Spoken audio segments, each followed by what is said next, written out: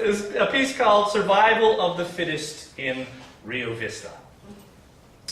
Through the slant drizzle slowly chiseling the Humphrey the Whale monument, we walk the riverbank of the Sacramento looking for treasure. We cross the US 12 bridge, my son fighting his instinct to pee off the side. He finds a stick to hit the steel girders and throw into the water. Just after, a fishing boat full of men dressed in fatigues passes under. No birds or deer with them. This is the land of near misses, hunters and the hunted. Something tells me here I shouldn't try to preserve innocence, shouldn't try to hold too many overt opinions. We discover the carcass of a plastic ball, some snarled monofilament that we joke could be magic. If he could catch anything in the world, my son says he wants a crappie. A crappie with an O sound, I correct, remembering my Midwestern nights. But Romero confirms he learned the short A sound too, like in California. I tell my son he should wish for a way to get us out of this crappy weather as we head for the eighth wonder of the Delta. At Foster's Bighorn Cafe, we sit under the elephant, the largest stuffed mammal head in the world.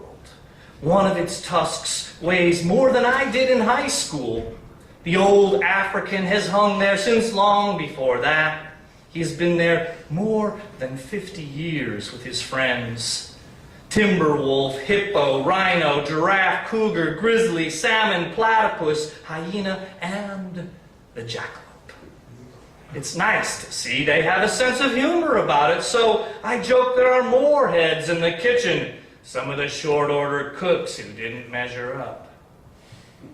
It's the opposite of a zoo, a whole season of episodes for some kind of taxidermy channel. It's the ultimate dream for a blogger cataloging skulls stuffed with nothingness.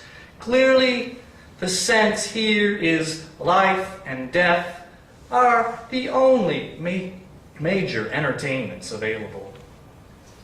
We gnaw our fish and beef, use a straw to blow root beer bubbles. All our troubles are whistling down the Sacramento. We commit to being the kind of animals whose brains raft along in our heads, looking for the treasure of some diversion.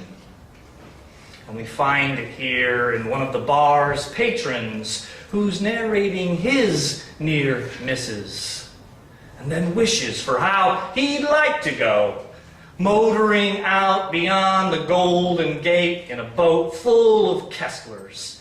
And when he's drunk all of it, he'll shoot a hole in the bottom and become one more member of God's studio audience who can clap and comment and laugh at the parts where it all gets so delightfully absurd.